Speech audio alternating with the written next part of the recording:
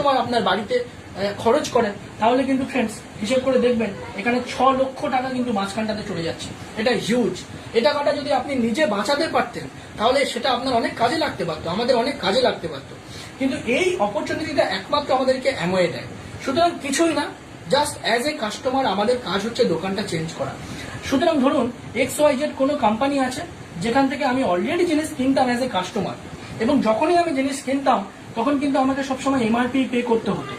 যখনই আমি free of কস্টে আপনি যখন অ্যামওয়েতে জয়েন করছেন সিম্পল KYC দিয়ে, তাহলে যেখানটাতে আপনি MRP পে করছিলেন সেখানে আপনি কি বেনিফিট পেতে পারেন?